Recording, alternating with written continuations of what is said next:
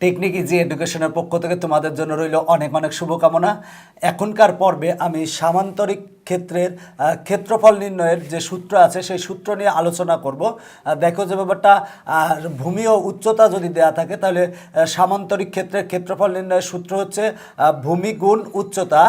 আর যদি একটি কর্ণের দৈর্ঘ্য এই কর্ণের বিপরীত কৌণিক বিন্দু থেকে উক্ত কর্ণের ওপর অঙ্কিত লম্বের দৈর্ঘ্য যদি দেয়া থাকে তাহলে আমরা ক্ষেত্রফল নির্ণয় করতে পারি। তো দেখো এই সূত্রগুলা কিভাবে আসে এবং এই ক্ষেত্রফল নির্ণয়ের সূত্র নিয়ে আমি বিস্তারিত আলোচনা করব। তো দেখো যে ব্যাপারটা সেটা হলো যে সামান্তরিক কাকে বলে। সামান্তরিক বলতে যে ব্যাপারটা যে চতুর্ভুজের বিপরীত বাহুগুলো সমান এবং সমান্তরাল এবং কোণগুলো সমকোণ নয় তাকে সামান্তরিক বলে। দেখো এই সামান্তরিকের এই বাহু আর এই বাহু সমান এবং সমান্তরাল, এই বাহু এবং এই বাহু সমান এবং সমান্তরাল এবং এই কোণগুলো কিন্তু সমকোণ নয়। যদি সমকোণ হতো তাহলে কিন্তু আয়ত হতো, যেহেতু সমকোণ নয় তাই সামান্তরিক। তো দেখো যে ব্যাপারটা এখন সামান্তরিক ক্ষেত্রের ক্ষেত্রফল নির্ণয় করব। যদি ভূমি ও উচ্চতা দেয়া থাকে তাহলে ক্ষেত্রফল নির্ণয়ের সূত্রটা আমরা বের করব। তাহলে লিখব যে মনে করি এ বি সি ডি সামান্তরিকের ভূমি A B equal to B এবং উচ্চতা DE equal to H. D equal to H. BD কর্ণ সামান্তরিক ক্ষেত্রটিকে দুটি সমান ত্রিভুজ ক্ষেত্রে বিভক্ত করে। তার মানে আমরা লিখেছি, দেখো যে ব্যাপারটা সেটা হলো এ বি সি ডি সামান্তরিক ক্ষেত্রের ভূমি A B equal to B আর উচ্চতা ডিই ইকুয়াল টু এইচ। কর্ণ বিডি সামান্তরিক ক্ষেত্রটিকে সমান দুটি ত্রিভুজ ক্ষেত্রে বিভক্ত করে। মানে এই বিডি কর্ণটা এই একটা ত্রিভুজ আর এই একটা ত্রিভুজ, দুটি সমান ত্রিভুজ, মানে এই ত্রিভুজটা আর এই ত্রিভুজটা সমান, আর দুটি সমান ত্রিভুজ ক্ষেত্রে বিভক্ত করে। অতএব সামান্তরিক ক্ষেত্র এ বি সি ডি এর ক্ষেত্রফল সমান 2 ইন্টু, দেখো এই সামান্তরিক ক্ষেত্র এ বি সি ডি এই সামান্তরিক ক্ষেত্রটি দুটি সমান ত্রিভুজ ক্ষেত্রে বিভক্ত করে। তাহলে এ বি সি ডি সামান্তরিক ক্ষেত্রের ক্ষেত্রফল আমরা কি পাবো, সেটা হলো যে 2 ইন্টু ত্রিভুজ এ বি ডি এর ক্ষেত্রফল। কারণ এই ত্রিভুজ আর এই ত্রিভুজ সমান, তার মানে আমরা লিখতে পারি হচ্ছে সামান্তরিক ক্ষেত্র এ বি সি ডি এর ক্ষেত্রফল সমান 2 ইন্টু ত্রিভুজ এ বি সি এর ক্ষেত্রফল। 2 ইন্টু দেখো এ বি সি এই ত্রিভুজের ক্ষেত্রফল আমরা কি পাবো, দেখো যে ব্যাপারটা সেটা হলো ত্রিভুজের ক্ষেত্রফল সমান জানি আমরা হাফ গুণ ভূমি গুণ উচ্চতা। তারপরে লিখবো হাফ গুণ এই ত্রিভুজের ক্ষেত্রফল হবে ভূমি হচ্ছে এবি মানে হচ্ছে বি, ভূমি গুণ উচ্চতা। দেখো উচ্চতা হচ্ছে ডি মানে হচ্ছে এইচ, তাকে হচ্ছে বি এইচ। তার মানে আমরা সামান্তরিকের ক্ষেত্রফল পাচ্ছে হচ্ছে বিএইচ। দেখো সামান্তরিকের ক্ষেত্রফল হচ্ছে বিএইচ, মানে ভূমি গুণ উচ্চতা, মানে ভূমি আর উচ্চতা যদি গুণ করি তাহলে আমরা সামান্তরিকের ক্ষেত্রফল পাবো। তো দেখো যে ব্যাপারটা ভূমি এবং উচ্চতা যদি দেয়া থাকে, একটি সামান্তরিকের ভূমি এবং উচ্চতা যদি দেয়া থাকে তাহলে আমরা সহজেই ক্ষেত্রফল নির্ণয় করতে পারি। এরপরে দেখো যে ব্যাপারটা যে একটি কর্ণের দৈর্ঘ্য ও ওই কর্ণের বিপরীত কৌণিক বিন্দু থেকে উক্ত কর্ণের ওপর অঙ্কিত লম্বের দৈর্ঘ্য দেওয়া যদি থাকে তাহলে আমরা সামান্তরিকের ক্ষেত্রফল কিভাবে নির্ণয় করব। দেখো যে ব্যাপারটা যে এ বি সি ডি একটি সামান্তরিক, এর এসি কর্ণ এবং এই কর্ণের বিপরীত কৌণিক বিন্দু ডি বিন্দু হতে এসি কর্ণের ওপর ডিই লম্ব হচ্ছে এইচ। এখন দেখো যে ব্যাপারটা কর্ণের দৈর্ঘ্য ডি দেওয়া আছে, মানে এসি ইকুয়াল টু ডি দেওয়া আছে এবং ডি ইকুয়াল টু এইচ দেওয়া আছে। তাহলে এখন আমার ক্ষেত্রফল নির্ণয় করতে হবে। তাহলে লিখব যে এ বি সি ডি সামান্তরিকের এসি ইকুয়াল টু ডি, আর লিখব যে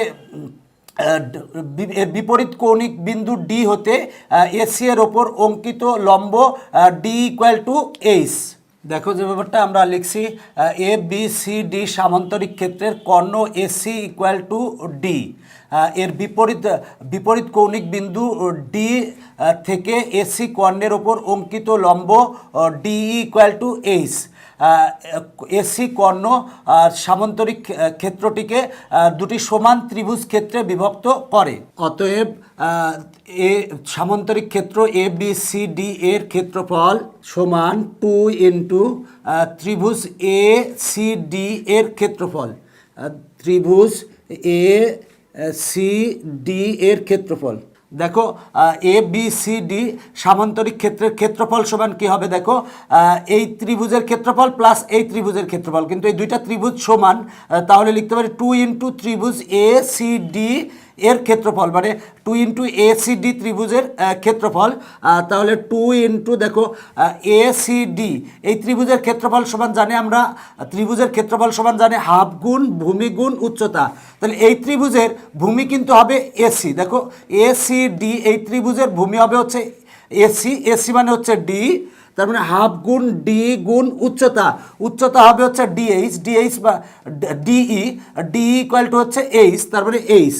এখন 2 আর 2 কাটা থাকে হচ্ছে ডিএইচ, তাহলে ডিএইচ হচ্ছে ক্ষেত্রফল, মানে কর্ণ এবং এর লম্ব মানে এর বিপরীত কৌণিক বিন্দু হতে ওই কর্ণের ওপর অঙ্কিত লম্বর দৈর্ঘ্য গুণ করলে আমরা সামান্তরিক ক্ষেত্রের ক্ষেত্রফল পাবো, তার মানে সামান্তরিক ক্ষেত্রের ক্ষেত্রফল হচ্ছে ডিএইচ। দেখো যে ব্যাপারটা তোমাদের উদাহরণে একটা অঙ্ক আছে যে একটি সামান্তরিক ক্ষেত্রের কর্ণের দৈর্ঘ্য ডি সমান দেওয়া আছে, ডি সমান দেওয়া আছে এবং ক্ষেত্রফল দেওয়া আছে। তাহলে বলা আছে এর বিপরীত কৌণিক বিন্দু থেকে ওই কর্ণের ওপর অঙ্কিত লম্বের দৈর্ঘ্য নির্ণয় করো, মানে এই এইচ বের করতে হবে। তাহলে ক্ষেত্রফল যদি দেওয়া থাকে তাহলে ক্ষেত্রফল ইকুয়ালটা হবে ডিএইচ। এখন দেখো ডি সমান, কর্ণ ডি সমান দেওয়া আছে, এইচ সমান বের করতে হবে, তাহলে আমরা সহজেই এইচ সমান বের করতে পারবো। দেখো আরও একটা অঙ্ক আছে তোমাদের পাঠ্য বইতে, যে একটি সামান্তরিক ক্ষেত্রের ভূমি উচ্চতার 3/4 অংশ। দেখো যে বলা আছে ভূমি উচ্চতা 3/4 অংশ এবং সামান্তরিক ক্ষেত্রের ক্ষেত্রফল হচ্ছে 363 বর্গ মিটার।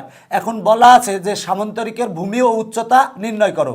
তো দেখো যে ব্যাপারটা দুইটা তথ্য দেওয়া আছে, সামান্তরিক ক্ষেত্রের ভূমি উচ্চতা 3/4 অংশ, তাহলে ভূমি উচ্চতা 3/4 অংশ, তাহলে আমরা ধরবো উচ্চতা যদি আমরা ধরি হচ্ছে এইচ, তাহলে ভূমি হবে হচ্ছে 3h/4।